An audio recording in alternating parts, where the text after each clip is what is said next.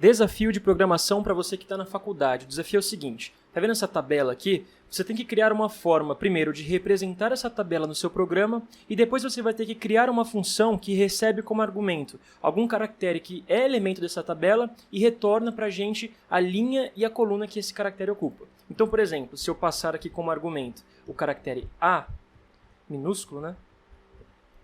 Ele tem que retornar 0 e 0.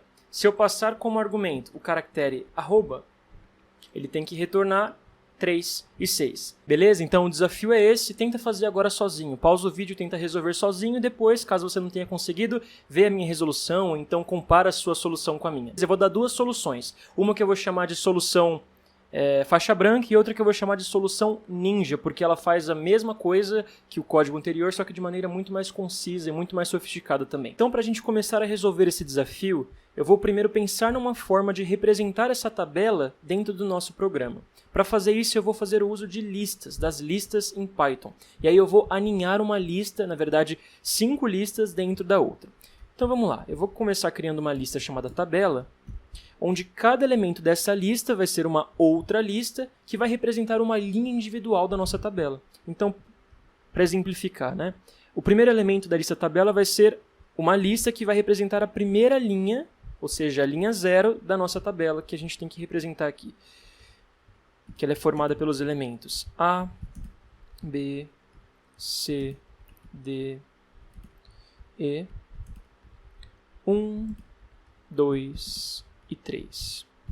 Agora eu vou fazer a mesma coisa, vou repetir isso aqui para as outras 4 linhas da tabela, para as linhas 1, 2, 3 e 4. Pronto, então eu terminei de criar a minha lista principal aqui. E repetindo, cada elemento dessa lista tabela é uma outra lista que representa uma linha individual da tabela que a gente tem que representar no programa, né, para cumprir o desafio. Então agora que eu já consegui achar uma maneira de representar essa tabela no programa, agora eu vou criar a função. Eu vou chamar a função de obtain posição, afinal ela vai ser uma função que obtém a posição. Ela vai ter um parâmetro apenas, que é o parâmetro ch, que vai representar o caractere que essa função recebe como argumento de entrada. Bom, então aqui no corpo da função, agora a gente tem que pensar no procedimento que a gente vai utilizar para encontrar qual é a posição desse caractere aqui. Para isso, eu vou começar buscando qual é a linha desse caractere, ou seja, eu tenho que procurar em cada uma dessas listas aqui, em qual delas está o caractere que for passado como argumento da função. Então, para isso, como eu vou ter que fazer uma mesma operação com todos os elementos de uma lista, eu vou fazer um loop for aqui. Então, for linha, é o nome que eu vou dar, for linha in tabela. Então, para cada elemento que eu chamo de linha na lista tabela, vou fazer o seguinte, se o ch, que é esse argumento aqui, estiver nessa linha, então eu vou pegar qual que é a posição que essa linha ocupa na lista tabela, da seguinte forma, eu vou primeiro armazenar isso numa variável, né? Vou chamar a variável de linha ch, que é a linha que o caractere ocupa na tabela. Linha ch é igual tabela, ponto index, e o argumento vai ser linha. Prontinho. Então eu estou falando assim, ó, pega a posição, qual que é o índice que esse elemento que está sendo iterado no loop, a linha, ocupa na lista tabela e armazena na variável linha ch. E agora, uma vez que eu sei em qual linha, ou seja, em qual dessas listas internas aqui está o caractere, basta eu saber a posição dele nessa lista interna para eu saber qual que é o número da coluna que ele ocupa na tabela. Então eu vou criar mais uma variável que vai se chamar coluna ch, que ela vai armazenar o número da coluna que o caractere ocupa na tabela, e vou fazer o seguinte, linha.index ch. Então eu estou falando o seguinte, ó, pega, por favor, Python, por favor, pega para mim a posição que o elemento ch ocupa na lista linha e armazena na variável coluna ch. E agora a nossa função vai retornar esses valores. Return linha ch e coluna ch. É só isso. Função está pronta e agora vamos testá-la. Vamos ver se está tudo funcionando. Então, obtém posição. Eu quero obter a posição do caractere A, por exemplo. colocar isso aqui dentro de um print, né, para a gente ver o resultado no console. Tá, vamos ver então. Tem que retornar, se a função estiver certa, tem que retornar 0, 0, porque o caractere A ocupa a posição na linha 0, coluna 0. Aí, 0, 0. Deu uma demoradinha, tá? Às vezes o REP faz isso, mas... Bom, tá funcionando. Deixa eu pegar outro exemplo aqui. Vou pesquisar o arroba. O arroba tem que retornar os números 3 e 6. Vamos ver.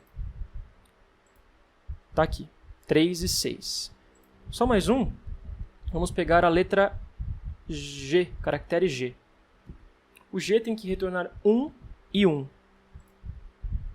Beleza. Nossa função está pronta e o nosso desafio está solucionado. Se você chegou a uma solução parecida com essa, parabéns. Agora é o seguinte, tem como a gente refinar esse código, deixar ele mais conciso, para que ele faça a mesma coisa, cumpra a mesma função, só que agora de maneira mais concisa, em menos linhas de código. Então vamos fazer isso. Para começar, eu vou mudar a forma como a tabela está representada aqui no programa. Em vez de eu representar ela através de uma lista de outras listas, né, uma lista de listas aninhadas, eu vou representar ela como uma string. E ela vai ser formada pelos elementos dessa tabela aqui, dispostos de forma contínua, uma linha em seguida da outra. Então vai ser, por exemplo, assim, A, B, C, D, E, 1, 2, 3, F, G, H, I, J, 4, 5, 6, K, L, M, N, O, 7, 8, 9, P, Q, R, S, T, ponto, arroba, 0, U, V, W, X, Y, Z, underscore, barra. Beleza, agora eu mudei a forma como eu represento a nossa tabela do desafio aqui no programa. Por que eu fiz isso? Bom, primeiro porque essa forma aqui de representar ocupa muito menos espaço do que a forma anterior. E segundo, porque existe uma maneira muito fácil de eu encontrar um mapeamento, de eu transformar o índice, a posição que um caractere ocupa nessa string aqui, para a posição que ele ocuparia na tabela. Ou seja, de eu pegar um único número, por exemplo, o número da posição que ocupa o caractere D, que é 0, 1, 2, 3, e transformar isso em uma linha e em uma coluna para aquela tabela, que é, eu pego esse número, a posição que ele ocupa na string, e divido pelo número de colunas da tabela, que é 8. Aquela tabela tem 8 colunas, essa tabela aqui. E aí, o quociente inteiro dessa divisão vai representar a linha que esse caractere ocupa, enquanto o resto dessa divisão vai representar a coluna que ele ocupa. Por exemplo, com o D mesmo, né? A posição que ele ocupa aqui na string é 3. 0, 1, 2, 3. Dividindo isso por 8 vai dar 0, e ele realmente está na linha 0, e vai sobrar 3, certo? Então o 3 está na linha 0, coluna 3. O 3 não, o D, né? O D está na linha 0, coluna 3. Vamos pegar outro exemplo aqui. O 7. Qual que é a posição do 7? Deixa eu ver aqui para não ter que ficar contando. Eu vou usar a função find. Find o caractere 7 aqui e vou printar isso na tela.